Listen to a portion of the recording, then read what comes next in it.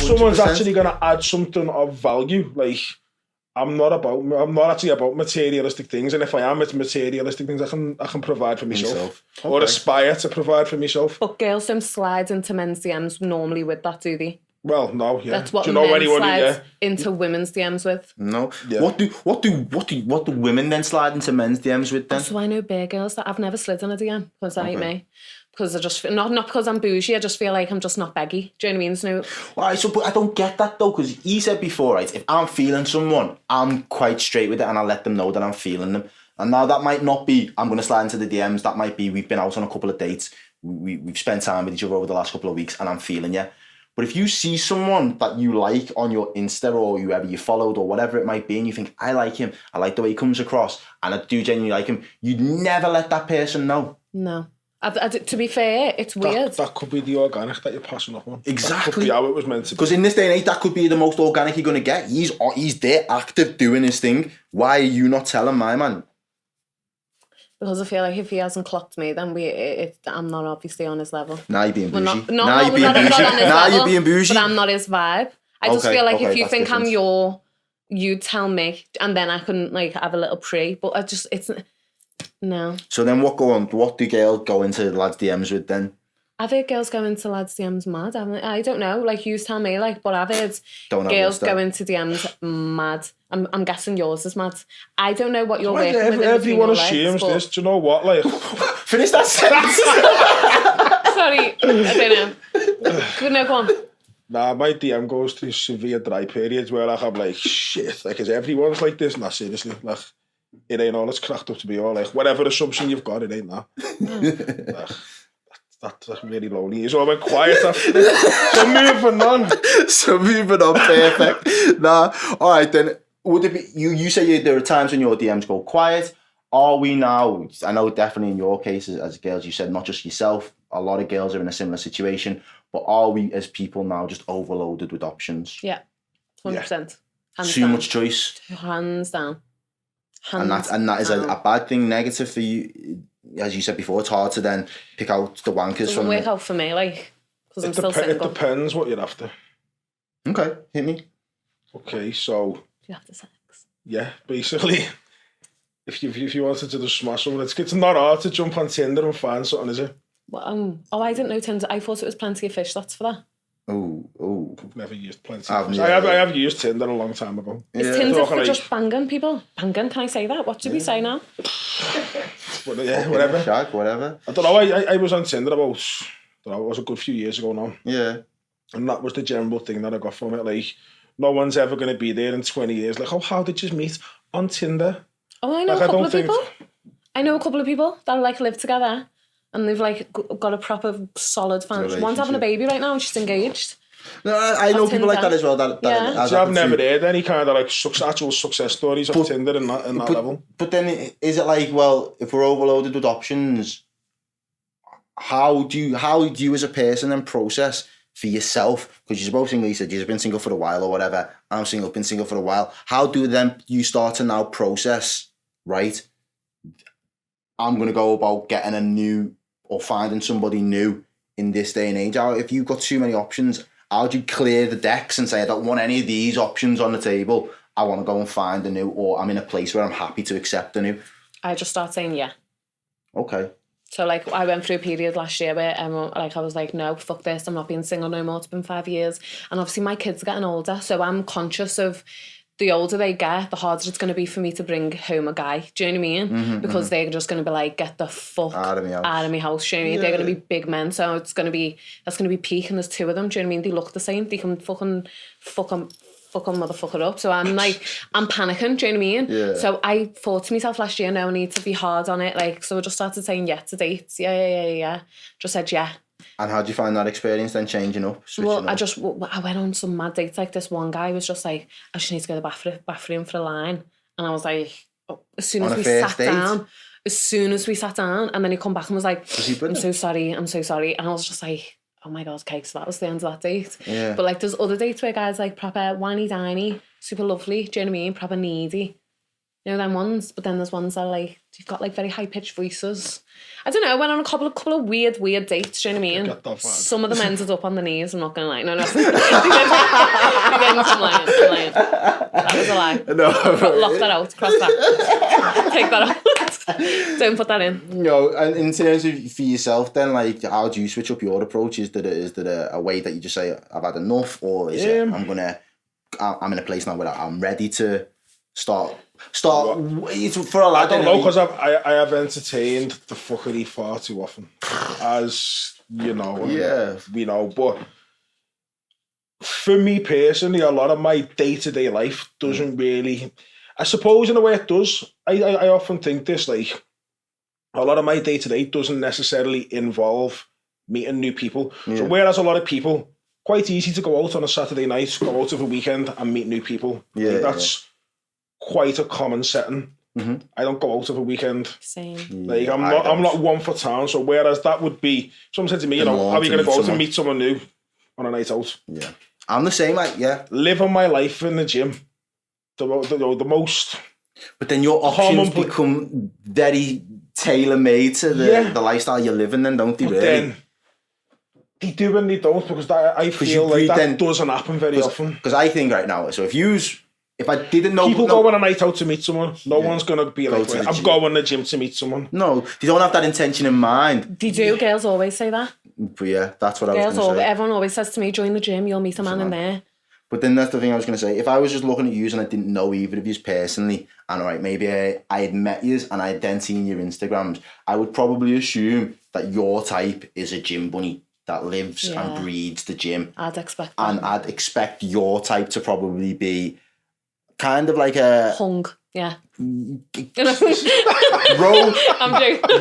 roadman-esque, but kind of like... No, but that's just like my... A little bit hoodie. Yeah, a little bit hoodie, but like... He's going to be able to just like, puff out his chest and everyone knows he's in the room and, that's my girl type of thing. And that'd be... That's not me. That type of guy. But like...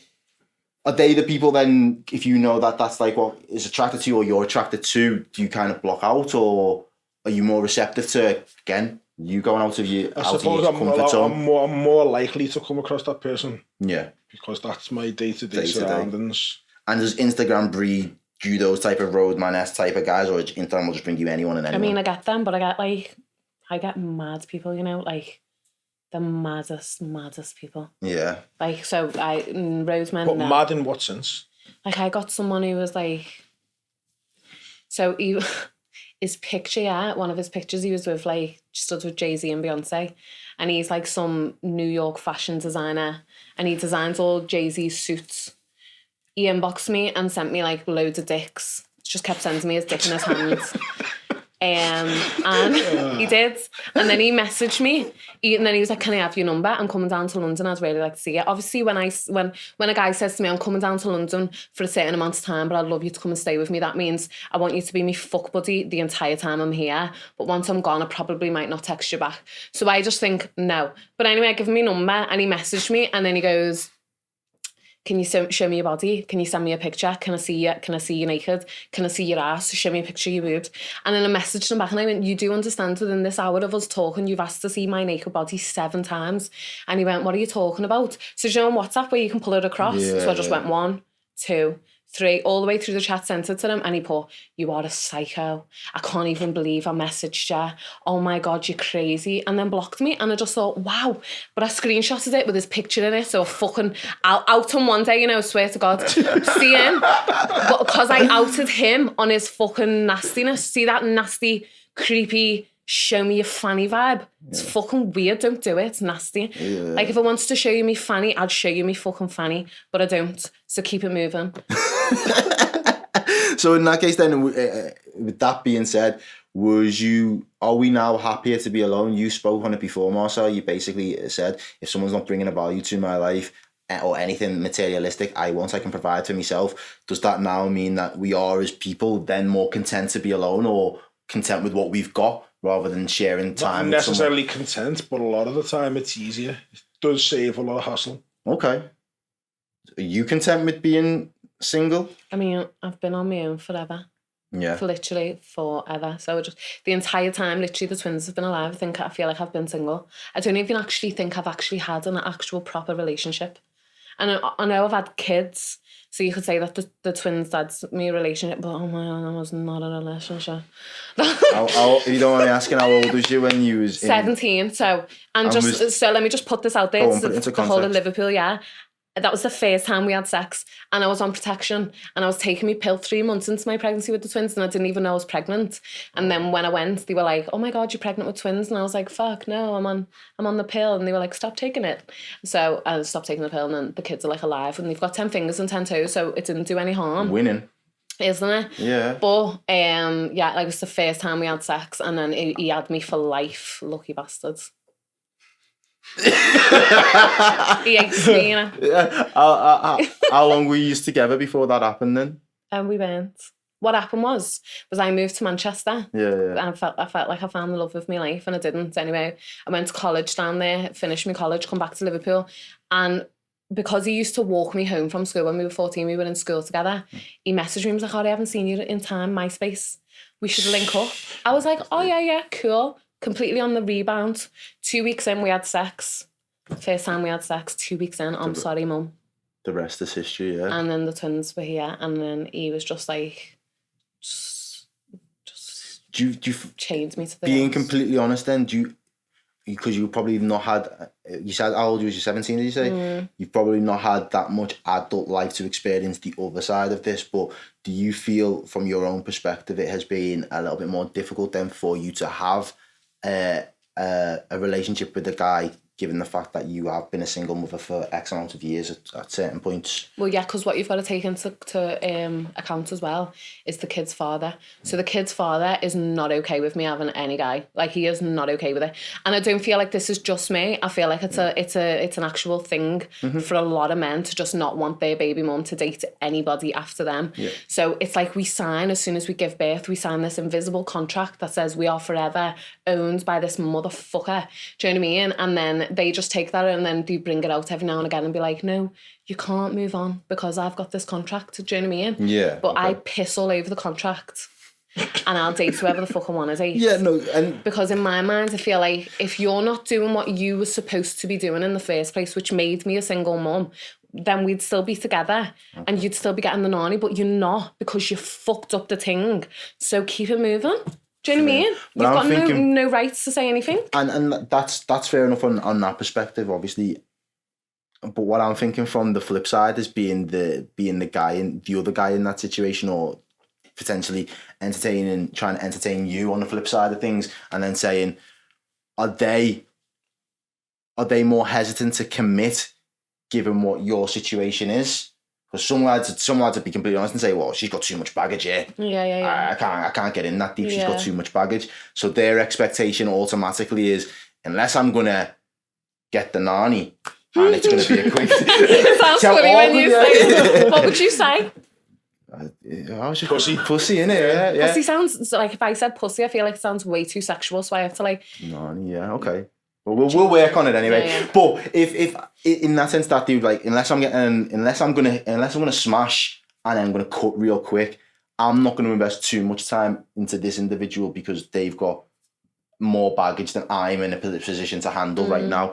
Do you think that puts off a lot of guys, or do you? Well, I wouldn't know because hopefully they wouldn't fucking approach me in the first place. Okay, fair. Do you know what I mean? But if they did and they had an issue with the kids, then best believe they can get to stepping. Like, they are you've got to remember, like, well, not. I don't know if this is every mum, but the twins are literally my everything. Well, so they are at the very top of anything that I do. So if any man tries to come and be at the top, it's never going to work. And if he's got an issue with that, then he needs to, like, it's never gonna. But as you're saying as well there about the guy that has or feels he would have a hold over the baby mum for life after that, I feel like there's that, whether they've had the baby, whether they've got you as a baby mum or not, I think it's probably still within that same type of guy that they want to be the top, if that makes sense. No. So regardless of whether they've had a kid with you or not, there's still a type of guy that is always going to be one of the top of the list. So that guy who wants to be the top of the list because he's got the kid, that's the reason that he wants to be the top of the list, because, well, you're going to drop everything for me because you've got my kids, you're my baby mother, so that you're going to drop everything for me. That same type of person is in somebody else, they just haven't got the kid yet, so they're still always going to be wanting to be the top of somebody's list and wanting to be the centre of their attention, but it wouldn't be your world. Never. And you just wouldn't get close. You'd never even, no man to ever be at the top of my list, ever. And I feel like if you've got an issue with that, then you should just not step to me in the first place. But I feel like if you don't even think like that as a man, then there's something wrong with you to feel like you're going to come in. Like, do you know that, has anyone seen that documentary on that Gabriel Fernandez? No. Isn't this the one everyone's been watching? Yeah. I've not watched it, but I've heard about it. The single mum she brought in a man, and then she got a kid back, and then her and the man abused this kid. Okay. Tortured him to death. Like, But the kid, like, why? Box and all that. But see, that guy, he got the death sentence, but she didn't. She got like life in jail, no parole. Whereas in my mind, I think you should have got the life sentence. You should have got sentenced to death. Just do your because kid, that's your baby. Yeah, do you know what I mean? That's your baby, and you let some man out of nowhere, no relation, nothing to you. All he gives you is the dick, and you're letting him come and abuse your blood. Like, blew my mind. That could never, ever happen to... No. You have done well, guys, because you've really neatly pushed us into the last point that was on this list. We don't feel accountable for people's actions then. What you was just saying there, she obviously... That relationship there was no accountability for the actions that he was taking over that young person's life. Is that a bigger impact? Have you hurt people in the process because you don't feel like, I don't really need to take your feelings into account, or what? Are you conscious of it when you do hurt people, even in this day and age anymore? I feel like I've hurt people, but I feel like I've hurt them in the most honest way. Okay, like what? I mean? Give us a breakdown. So say like a guy who's my friend. Is that picture a porn picture? Yeah. The girl facing me's literally got a dick in her mouth. What the heck? Anyway, I've only just clocked it. It's a pure ballsack. Oh, wow. Okay, can I take that home? So you were saying that you've heard people in the past, but you've done it in an honest way. Like a guy friend of mine was like, "Oh, I love you," and I was just like, "Oh well." You know, we were always very aware that you're in the friend zone, so I feel like it's never, you're never going to get out of there. Do you know what I mean? It's like, not one of those being cruel to be kind things. Exactly. You have to literally be so straight, but to the point where you can't dance around it and be like, oh, maybe, lick me Mary. It's literally like, no, don't touch me leg. Do you know what I mean? No, we can't be alone together, and just super straight down the middle, because people cross the lines too fast nowadays, you know? They're just constantly trying to cross lines. Like, I could touch you right now. I'm not going to. I am. Isn't that mad? Is it lines crossed? If you did that to me, I'd probably be like that. No, I'm messing. If you did that to me, though, I'd just be like, it's weird, isn't it? From a guy. So, do you know what I mean? But like... Do you feel like you've been accountable? Do you feel like you are accountable for the pain that you've inflicted on others or the hurt? Do you own it, or do you just, I don't give a fuck? It depends on the situation. Oh no, I think that's fitting. Go on. Why did you have to say go on? I thought that could have been me answering. That's not suffice. Give me a situation where it's acceptable to like hold your hands up then and be like, I know I've hurt you there, I'm sorry. Like, what situation is that? Trying to think of a good. Throw me weird. Okay, so in terms of yourself, then, have you ever felt like you are when you've hurt somebody? Yeah. It's then owning that, and like, do you go out your way in any way to explain to them why you've got to the decision you've got to? If I'm wrong, then yeah. Okay. But there's enough circumstances that I've been in where, in my mind, it's fully justified for you to be the way you've been. Yeah. And I think if someone's good with me, I'll be good with them. Yeah. If someone fucks me over, I will always remember that. And if there's reason for me to be a certain way or act a certain way based on that, then I probably will. Okay, fair enough. I'll probably have to, yeah. Do you know what I mean? For what you've given me, I don't know if I've got more questions now than I did when we started this, but like, in terms of, I'll ask you this as a nice way to wrap up then. In terms of for yourselves, ideally, what for you would make the right person? What type of dynamics or what type of energy would you have to be bringing to your table right now in order for your head to be turned? And I'll let whoever wants to go first, go first. Something that I'm not already giving myself. Okay. That's the short answer. Yeah. As I say, at this point in life, everything's going well for me. Yeah. Personal, professional, like everything is where it needs to be. Yeah. If someone's going to come along and add to that, not necessarily, like not directly, but if someone's going to bring me something other than fucking stress. And pussy. Yeah. You've got to be providing more than pussy in this day and age, bro. As long as every box is being ticked. Yeah. Things that I say are things that I'm not already, like things that I can't already provide for myself. Then, yeah, it would take that. Yeah, but tell the masses of the females, as soon as you're single, what are I'm the not out here boxes begging it for it. No, this isn't begging it. This is, I'm still a black. What are the boxes? Just like give us 5. Wow, 5, that's a lot. You can give us 5 as well. Give us 3 boxes, Marcel. I'm going to give 1. And then Errol's going to give, we're going to give 5 between us. Okay, that way. Go on, we'll fuck with that. I'll get the one that we're both thinking of the way, good pussy. Yeah. Okay, Like, pause right there. What is good pussy? Oh, why are you saying I need to know because I just feel like sometimes you just say that. No, but we wouldn't just. I don't like if it gets to it, don't be a fucking bore. Do you know, like that's very, very simple terms. Yeah. I don't want someone who's like all out into some kind of madness, but don't be like I'm all reserved and I'm saying I'm covering myself and like just be you and be comfortable in yourself. But being comfortable in yourself, what's that got to do with how the pussy feels? What's a good pussy feel? Oh, fucking now. Oh. My mum watches this, so I can't say. Tell her not to watch this episode. I don't care to answer that question. Nah, I don't want to be completely honest with you. I'll say it how it is, yeah. Good pussy feels wet all the times that it's supposed to feel wet. It feels tight when it's supposed to feel tight. And it'll have me doing some crazy shit when I least expect it. That's all I'm going to be saying on that matter. Wait, okay, yeah. That last one. That was a good way to put it. Good pussy is adventurous pussy. It's not just the same pussy day in, day out. As in... Hard to get this out of she's it is the same, but it's not just the same whole we go through this routine and we roll over and go to sleep. Yeah. There's got to be some level of fun to it. Okay.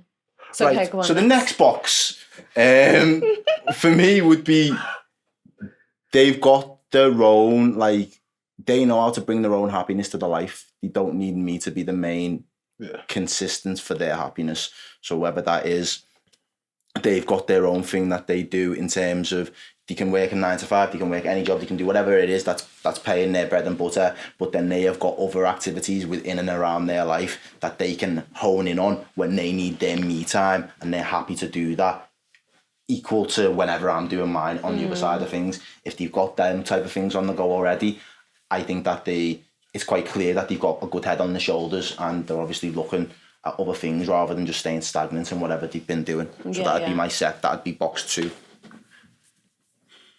Box 3, yeah. They've got to like me for me. Yeah.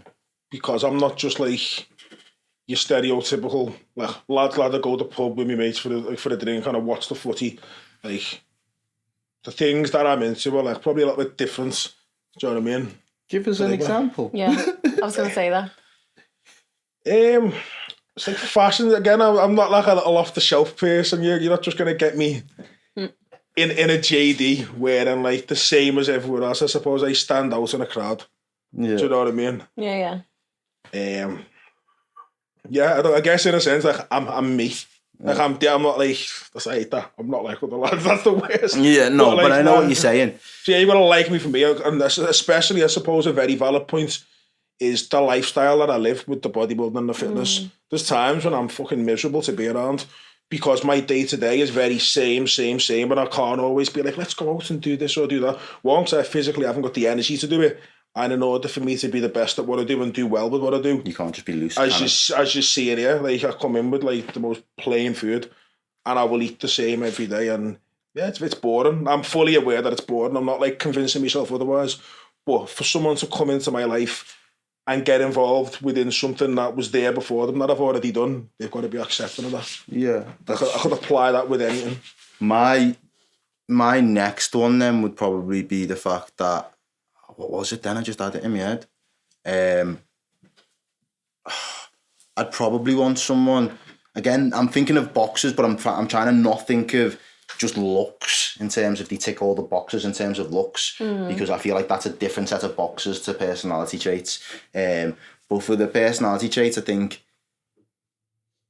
someone who's quite grounded and, you know, can just switch it up. They can be classy, but they know they're 10-10, but they don't have to be all up in your face all the time, putting it out there to other people that they're 10-10. They can just, as and when it suits, they can just switch it up for whatever it is. I feel like that can be a lot sexier and put on a lot more swagger than just someone who's just constantly on this I'm on fleek look.